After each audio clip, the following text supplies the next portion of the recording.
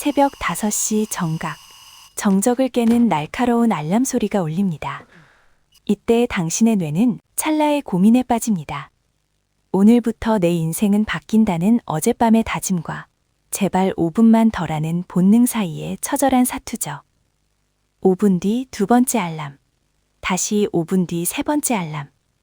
결국 1시간 동안 알람을 끄고 켜낸 반복 끝에 당신이 마주하는 것은 무엇인가요?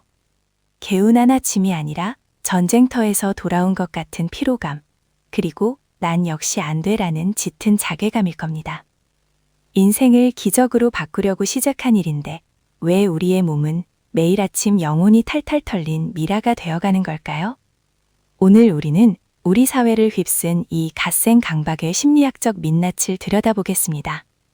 오늘 이야기의 끝에서 왜 당신이 아침마다 괴로울 수밖에 없었는지, 그 과학적인 이유와 함께 진짜 나를 살리는 아침을 찾는 법을 알게 되실 겁니다. 본격적인 심리학 이야기에 앞서 우리는 왜 이렇게 갓생이라는 단어에 집착하게 됐는지 그 배경부터 들여다봐야 합니다.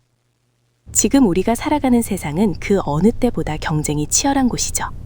심리학에서는 이를 상대적 박탈감과 연결합니다. 과거에는 내 주변 친구들하고만 나를 비교했다면 이제는 유튜브나 SNS를 통해 전 세계의 상위 1%와 나를 실시간으로 비교하게 됐습니다. 누구는 새벽 4시에 일어나 한강을 뛰고 독서를 하는데 나는 8시까지 자다니. 이런 비교가 우리를 끊임없이 불안하게 만듭니다.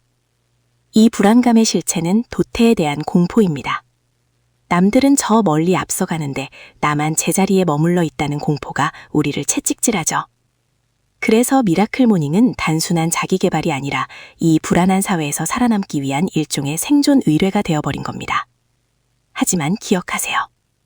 내 몸의 소리를 무시한 채 사회적 기준에만 맞추는 건 자기 개발이 아니라 자기 착취에 가깝습니다.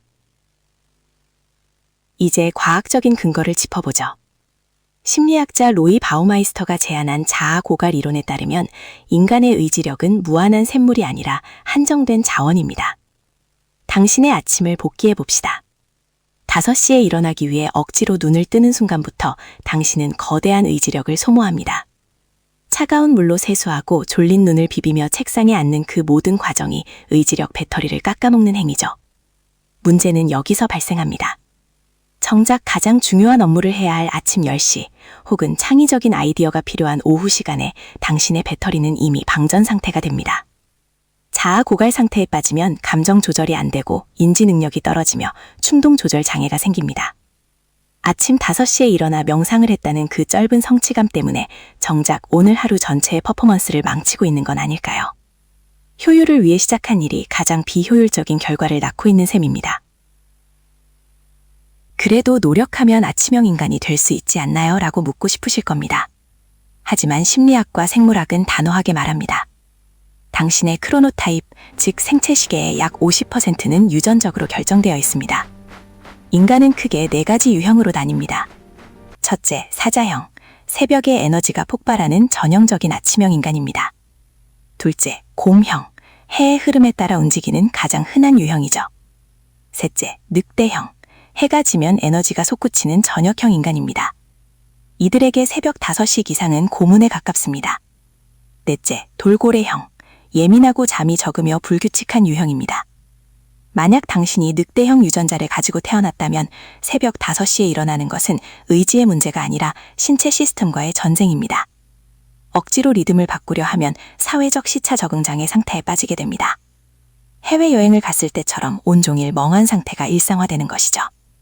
이런 상태에서는 아무리 좋은 책을 읽고 명상을 해도 뇌에 입력되지 않습니다. 미라클 모닝을 시도하는 수많은 완벽주의자가 무너지는 지점이 바로 여기입니다. 심리학에서는 이를 에라 모르겠다 효과라고 부릅니다. 완벽주의자들은 목표에서 단 1%만 어긋나도 그것을 완전한 실패로 간주합니다. 5시에 못 일어났으니 오늘의 계획은 다 틀어졌고 나는 실패자라는 낙인을 스스로에게 찍어버리죠. 그리고 그 좌절감이라는 스트레스를 해소하기 위해 폭식이나 스마트폰 중독 같은 자극적인 보상에 매달리게 됩니다. 이것은 이분법적 사고라는 인지적 왜곡입니다. 세상에는 5시 기상과 12시 기상만 있는 게 아닙니다. 5시 30분에 일어나도 6시에 일어나도 당신의 하루는 충분히 가치 있게 시작될 수 있습니다. 1시간 늦었다고 하루 전체를 쓰레기통에 던져버리는 그 습관, 그게 바로 당신을 미라로 만드는 진짜 주범입니다. 그럼 우리는 어떻게 해야 할까요? 미라클 모닝의 압박에서 벗어나 진짜 나를 살리는 아침을 만드는 3단계 전략을 제안합니다. 첫째, 수면 부채부터 갚으세요.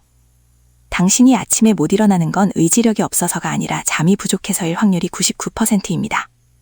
적정 수면 시간인 7에서 8시간을 확보하지 못한 채 아침 시간을 만드는 건 결국 내일의 에너지를 미리 끌어다 쓰는 고리대금과 같습니다. 둘째, 10분의 마법을 활용하세요. BJ 포그 교수의 작은 습관 기르기 이론처럼 뇌가 위협을 느끼지 않을 만큼 작은 목표부터 시작하세요. 5씩 이상이 아니라 평소보다 10분만 일찍 일어나 기지개 켜기면 충분합니다. 셋째, 보상 시스템을 재설계하세요. 기상을 고통스러운 수행이 아니라 즐거운 보상으로 바꾸세요. 일어나자마자 내가 정말 좋아하는 향의 커피를 내리거나 딱 5분 동안만 좋아하는 음악을 듣는 식의 장치를 만드는 겁니다. 우리 뇌의 도파민 회로를 기상과 연결해야 합니다. 여러분, 미라클 모닝의 목적은 새벽 5시라는 숫자를 점령하는 게 아닙니다. 하루의 주도권을 내가 쥐고 있다는 자기 효능감을 느끼는 것이 핵심이죠. 누군가에겐 새벽 5시가 기적이겠지만 밤늦게까지 창의적인 일을 하는 누군가에게는 오전 10시의 늦은 기상이 기적일 수 있습니다. 남들이 정해놓은 갓생의 틀에 당신의 귀한 몸과 마음을 억지로 구겨넣지 마세요. 오늘 늦게 일어났다고 고개 숙일 필요 없습니다. 밤늦게까지 고민하고 애썼던 당신의 어제가 있었기에 오늘의 휴식도 의미가 있는 거니까요. 푹 자고 일어난 당신의 눈동자가 그 어떤 새벽별보다 빛나고 있습니다. 오늘 영상이 갓생이라는 거대한 파동에 휩쓸려 지쳐있던 당신에게 작은 숨구멍이 되었길 바랍니다. 당신만의 속도, 당신만의 리듬을 찾는 그 길을 저도 끝까지 응원하겠습니다. 오늘 밤은 알람을 조금 늦춰봐도 좋습니다. 당신의 마음이 편안해지는 그 시간이 바로 당신의 진짜 미라클 모닝이니까요. 지금까지 방구석 심리술사였습니다. 저도 오늘 실패 데이터 수집하느라 좀 늦게 일어났네요. 하지만 괜찮습니다. 실패도 데이터니까요. 우리 내일은 조금 더 가벼운 마음으로 만나요.